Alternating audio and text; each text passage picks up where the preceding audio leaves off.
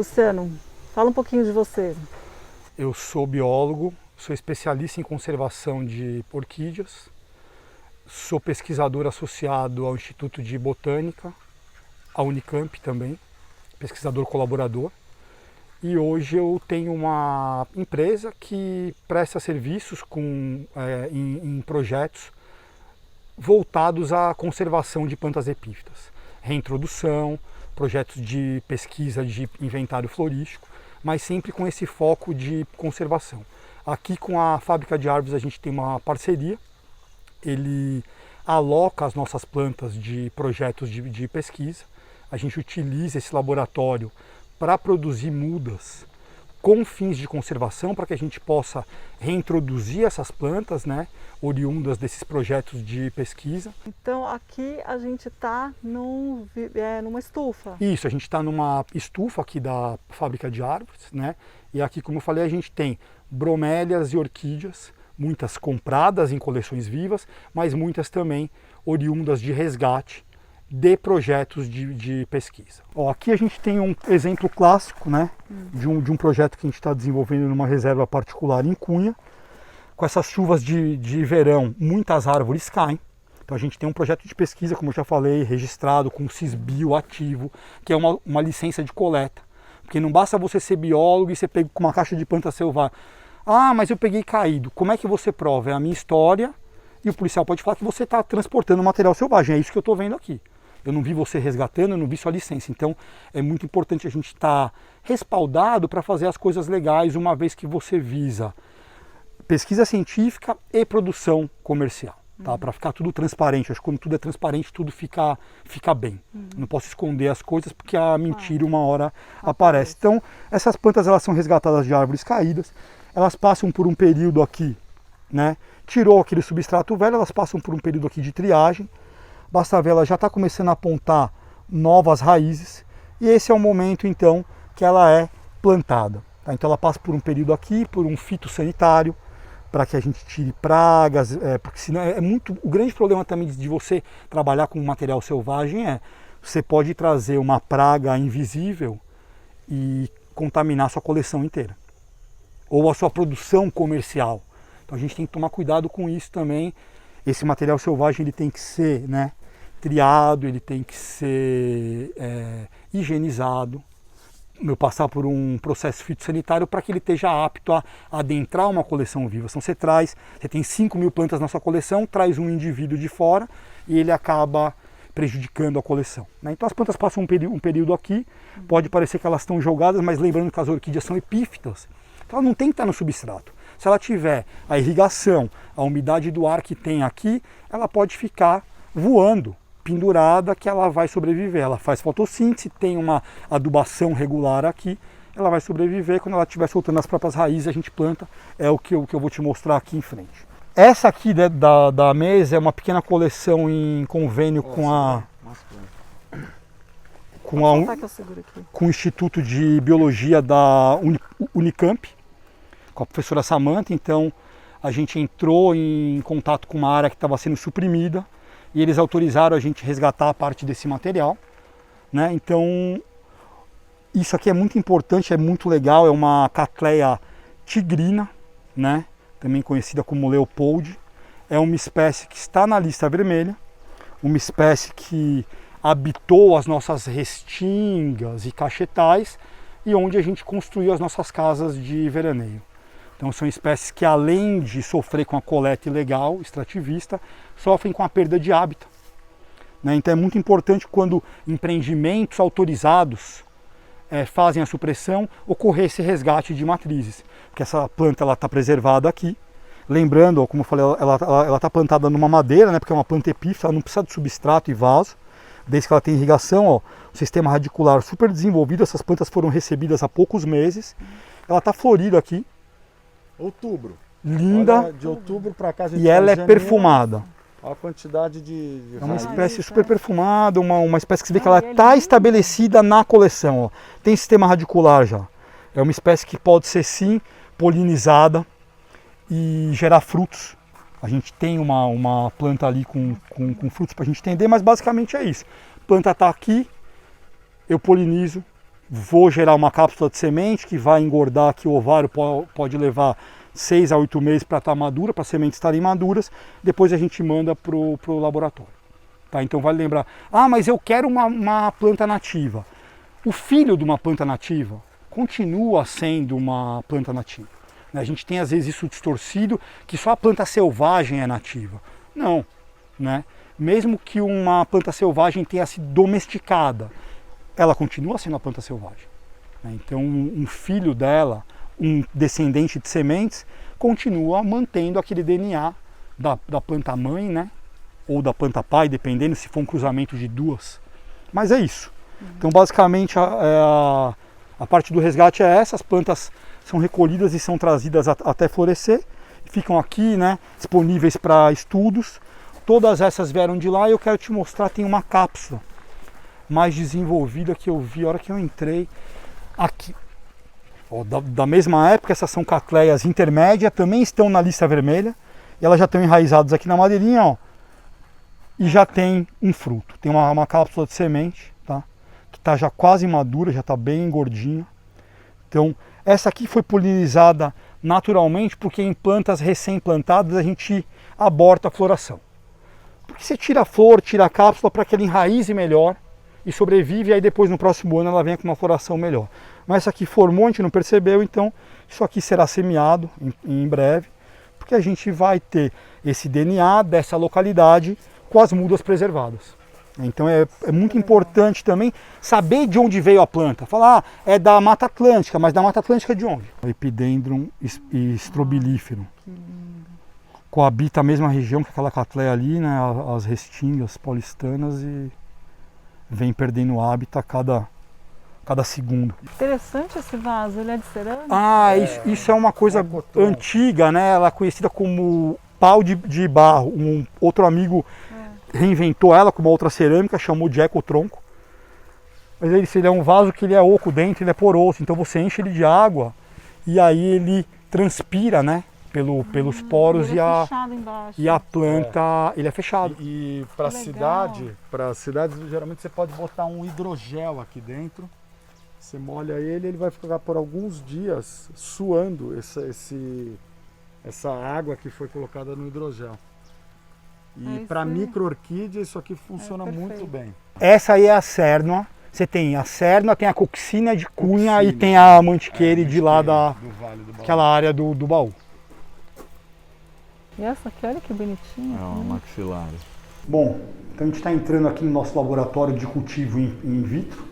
Né? Então aqui a gente trabalha tanto com semeadura in vitro e também micropropagação, que é clonagem, né? Que é tirar um explante de uma matriz e tentar produzir um grande número de plantas a partir de um único indivíduo. Tá? Então aqui a gente tem a sala de preparo, um autoclave que nada mais é do que uma panela de pressão gigante, onde a gente prepara os nossos meios, onde a gente esteriliza os nossos meios de cultura. Vale lembrar que a orquídea, na natureza, as sementes germinam associadas a fungos, uma associação conhecida como micorriza. E no laboratório a gente não tem a micorriza, a gente não tem o fungo, então a gente semeia no meio de cultura nutritivo que faz o papel desse fungo, que o fungo na natureza colabora para nutrir essa semente e transformar ela em uma planta. Então o meio de cultura que a gente vai ver ali dentro é o que substitui esse fungo. Tá? Então aqui a gente vai ver o semeio assimbiótico. Né? Na natureza a gente tem a germinação simbiótica, que é o fungo mais a semente para germinar. Certo? Então basicamente é isso. Tem um protocolo de limpeza, né? A gente tem que pôr uma touquinha. Isso aqui é um destilador. A gente destila a água, então a água destilada ela fica aqui dentro desse tambor. Né? A gente tem a água aqui para utilizar no preparo do nosso meio de cultura. Aí é uma água super limpa, seria? Isso, uma água super limpa, né? E uma água filtrada. Nível de sais minerais. Para que a gente, primeiro, para não reagir com os outros sais que a gente bota no nosso meio de cultura. Então a água aqui usa para preparar o meio, depois autoclava, então ela sai em um frasco estéreo. Aqui o Alex tem uns frutos. Então assim, depois que a flor foi polinizada, a gente conseguiu, gerou uma cápsula de semente, a gente tem um fruto aqui, nesse fruto tem milhares de pequeninas sementes. Acho que a gente deve ter algum lugar com sementes abertas. ou na nossa geladeira. Aqui, ó. Aqui a gente tem uma semente um pouco diferente, de vanila. Estamos semeando mudas de vanila nativa também, em parceria com a professora Samantha. Então essas bolinhas minúsculas pretas que o Alex está mostrando aqui, ó, são sementes, né? E é com isso que a gente faz doce. Essa é a baunilha, né? Semente do gênero Que é vanilla. uma orquídea. Isso aqui a gente tem a bancada de preparo dos meios de cultura, pH-metro, enfim, uma sala de preparo. E aqui a gente vai entrar, de fato, você vai notar que tem uma pressão, porque aqui a gente tem um filtro EPA. É uma sala de pressão positiva, então ela filtra todo o ar e coloca o ar fora, para que partículas que nós estejamos carregando, elas fiquem fora, sejam colocadas fora.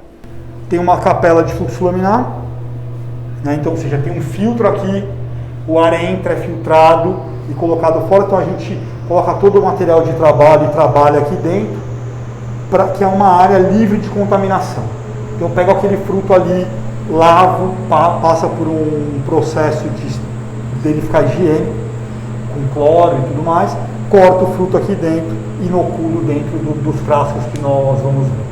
No processo a gente não conversa na hora, vem já com uma roupa limpa, não passeio na coleção e entro aqui. Para que eu tenha sucesso, para eu tenha uma taxa de contaminação mínima, eu tenho que seguir um protocolo de higiene mínima. A gente vai entrar na sala de crescimento. Também a mágica acontece. temperatura controlada, luz controlada, né? Aquelas sementinhas jogadas dentro de frascos, elas germinam. Aqui ali tem logo aí na frente, Uma recém-germinada. aí, ó, quase verdinho. Aqui já está com tempo de semeio, ó, a mudinha ainda pequena. E aqui ela passa por um processo, né, de repique. A hora que ela germina e lota o frasco, como a gente tem um aqui, ó, já está lotada de plantinhas, né, às vezes tem 200, 300 plantinhas em um frasco. Ela é repicada lá dentro da capela para outros meios de cultura. Então, às vezes, com um frasco desse, eu faço 10 frascos com 35 mudas, que é o padrão, de 25 a 35, para ela poder crescer, né, até que ela saia daqui e vá para estufa, aclimatar, né? Então, ela passa por um período, às vezes, quase um ano aqui dentro, dependendo da espécie, sofre 3 repiques, às vezes 4, e aí depois ela vai passar uns 2, 3 meses no frasco ainda, na estufa, para ela entender o mundo real, né? Aqui é um mundo perfeito, temperatura equilibrada durante esse ano que ela passa, e lá fora não é assim que funciona. Então, para eu ter menos perda, eu deixo o frasco um período lá, entendendo como é que é o clima e a luz. Importante fazer só nos meses quentes. Nos meses frios a gente não deve abrir os frascos para evitar perda. Então ela passa um período aqui, depois ela vai para uma bandeja, da bandeja para um potinho, de um potinho para um vaso, e esse processo da semeadura até aquela planta adulta que a gente viu, principalmente de uma catleia, pode demorar até 5 anos. Nossa, 5 anos. 5 anos. Você às vezes fala, mas eu vou pagar 35, 40, 50 reais numa planta. Lembra que tem um produtor que tem todo esse trabalho e coisa que nunca aparece. Você acha que não é que nenhuma hortaliça que você põe a semente na bandeja, virou um pezinho de couve, eu plantei, em 3 meses eu comi. Tem um trabalho.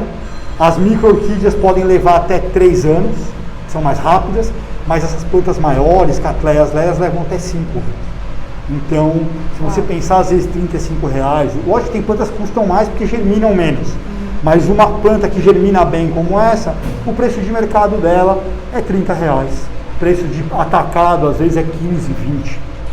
Então, você tem que trabalhar muito bem nesses 5 anos, porque senão a sua planta chega custando muito caro e você não consegue vender. O cultivo em laboratório, in vitro, é a única forma, de fato, de você produzir mudas de forma maciça, de forma ecologicamente responsável, né?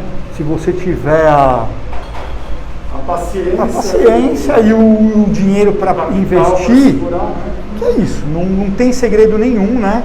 São protocolos hoje em dia. Banana é produzido assim, café, enfim, não tem mais a pílula do laboratório. Técnica de laboratório você domina. Como fazer um bolo, enfim, é um método, uma receita, né? Às vezes a academia fica, mas é um método científico. O método científico nada mais é do que uma receita bem seguida. Eu repito a receita. A ciência é você ter um método dosado que você replica. E aí você sabe, isso funcionou, isso não funcionou. Então é isso que a gente faz aqui, né? Aplicar uma técnica de cultivo in vitro. Ah, e uma coisa que a gente utiliza também, meios de cultura, a gente usa o meio de cultura químico, mas também usa meios naturais, com produtos orgânicos, com água de coco, sacarose, enfim, porque são métodos também mais baratos de você produzir. Né? Como é que você faz uma muda mais barata? Gastando menos no processo produtivo.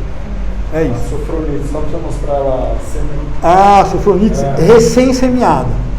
Semeada no 1/2 de 2021. Nossa. Então começa aqui, ela tem a semente, você pode acreditar em mim, tem sementes aqui dentro, um monte delas, centenas aqui dentro. E depois de um tempo ele fica verdinho. E daqui a pouco ele começa a ficar tipo um musgo e daqui a pouco pipoca essas plantinhas. Que legal. Fica uns 3 meses aí, repica. Porque quando ela cresceu, são muitas plantas em pouco espaço.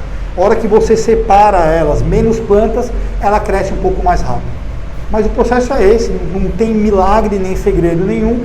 É um processo que une ciência e trabalho braçal. É um método, né? E assim, lógico, equipamentos, né? Como eu te falei lá, aqui tem um filtro gigantesco, né? Que é o que torna essa sala de pressão positiva. Então, esse filtro EPA filtra 99,9% de todas as partículas e joga aqui dentro. Tanto que a hora que a gente abriu a sala, a gente vê que tem esse ar. E é justamente por isso, para que essa sala seja uma sala mais esterilizada. A sala da capela também, como isso é um filtro grande de alta pressão, ela mantém a outra salinha também, para que a gente possa semear com menos perda, porque demora. Eu não posso chegar num processo quando eu já estou em 1 ano aqui dentro quase, e na hora de repicar, perder as mudas, porque você perdeu esse tempo. Tudo é tempo. Quanto mais tempo você ganha, né, você investe tanto in vitro como na bandeja, no cuidado, torna as mudas muito mais rústicas, muito mais fortes, muito mais domésticas. Aquela pessoa leva para casa a planta e vai falar, ai, matei. Porque o objetivo é esse, se eu cultivar a planta aqui, sempre nos 25 graus, é uma planta que você vai ter uma floração em casa, a hora que você levar a minha florida. Depois ela morre. Porque aí dependendo do seu clima, aqui deu 4 graus, é uma planta que não é plástica, ela não está adaptada às mudanças naturais, né, de temperatura. Mas fora isso, esse é o método, né, para se ganhar tempo e produzir grande número de plantas com qualidade. E aí, gostaram de ver a fábrica de orquídeas? Demais, né? Muito legal essa preocupação que eles têm de preservar as nossas plantas nativas, né? De querer recolonizar essas plantas, voltar com elas para a natureza. Muito linda essa proposta deles, eu fiquei encantada. Se você gostou desse vídeo, dá um curtir aqui embaixo, adicione ele aos seus favoritos, aproveite e se inscreve aqui no meu canal e no meu site para ficar por dentro de todas as novidades. E aqui tem vídeos selecionados especialmente para você. Conecte-se com a natureza através de meus vídeos e posts e compartilhe em suas redes sociais. Vamos espalhar o amor à natureza. Eu te agradeço. Te espero no próximo vídeo. Beijo, floridos da No.